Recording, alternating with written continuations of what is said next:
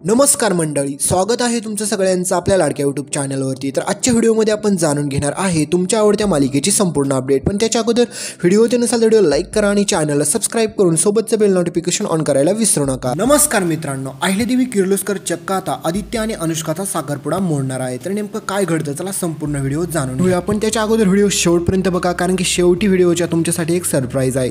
तर अहिल्यादेवी किर्लोस्करने स्वतः हा साखरपुडा ठरवलेला असतो आणि आदित्य आणि अनुष्काचं लग्न व्हावं अशी इच्छा अहिल्यादेवी किर्लोस्करची असते। पण हे सगळं घडत असताना मात्र पारूच्या मनामध्ये काय चाललंय याचं कुणाला देखील कल्पना नसते, कारण की पारूला काय वाटतंय याबाबत अहिल्यादेवी किर्लोस्करने थोडा देखील विचार केलेला नसतो। परंतु मित्र, तुम्हाला माहीतच आहे की आपली पारू सतत अहिल्यादेवी किर्लोस्करचं चांगलं व्हावं यासाठीच विचार करत असते, परंतु पारूच्या मनामध्ये काय चाललंय याबाबत कोणी देखील विचार करत नसतं। पण हे सगळं घडत असताना आदित्यला स्वतःला पारूची काळजी वाटत असते। आदित्य स्वतः पारूकडे जातो आणि म्हणतो की पारू मला माफ कर, एक मित्र म्हणून मी तुझ्यासाठी जे करायला पाहिजे ते करू शकलो नाही, परंतु मला खरंच माफ कर। पण त्यावेळेस मात्र पारू देखील हसत म्हणते की हे सगळं आपल्या कंपनीसाठी चाललंय ना, तर मग सगळं काही योग्यच चाललेलं असेल। तर कंपनीची खरी ब्रँड अँबॅसेडरची लायकी जर म्हणलं तर फक्त पारूचीच आहे, हे तुमच्या सगळ्यांना माहीतच असेल। पण इकडे आता अहिल्यादेवी किर्लोस्करला वाटत असतं की आता लवकरच अनुष्का आणि आदित्यचं लग्न होईल। पण त्यावेळेस मात्र अनुष्का स्वतः आदित्यची बायको असेल आणि ती जर कंपनीची ब्रँड अँबॅसेडर असेल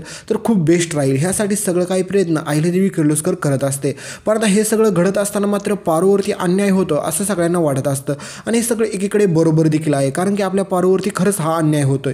तर इकडे आता अहिल्यादेवी किर्लोस्कर एक प्रेस कॉन्फरन्स बोलवते आणि त्यामध्ये सांगते की आदित्यचा आणि अनुष्काचा आता लवकरच लवकर एंगेजमेंट आहे। तर हे सगळं घडत असताना मात्र सगळ्यांकडे ही बातमी पोहोचते की आता अहिल्यादेवी किर्लोस्करच्या मुलाचा म्हणजेच आदित्यचा आणि अनुष्काचा आता लवकरात लवकर साखरपुडा आहे। पण हे सगळं घडत असताना मात्र अहिल्यादेवी किर्लोस्कर समोर ह्या अनुष्काचा खरा चेहरा येतो मित्रांनो। म्हणजेच तुम्हाला माहीतच असतं की ही अनुष्का दुसरी तिसरी कोणी नसून ही दिशाची बहीण आहे आणि हिच्या मनामध्ये काय चाललंय हे सगळं देखील तुम्हाला माहीतच आहे, कारण की हिला फक्त आणि फक्त किर्लोस्कर कुटुंबाला बरबाद करायचं असतं, ह्यासाठी ती तिथे आलेली असते। आणि त्यासाठी स्वतः अनुष्का म्हणते की मी माझी सगळी लाईफ या ठिकाणी लावलेली आहे आणि मी नाही या किर्लोस्कर कुटुंबाला बरबाद केलं तर मी नावाची अनुष्का नाही, कारण की दिशाचा बदला देखील तिलाच घ्यायचा असतो ना।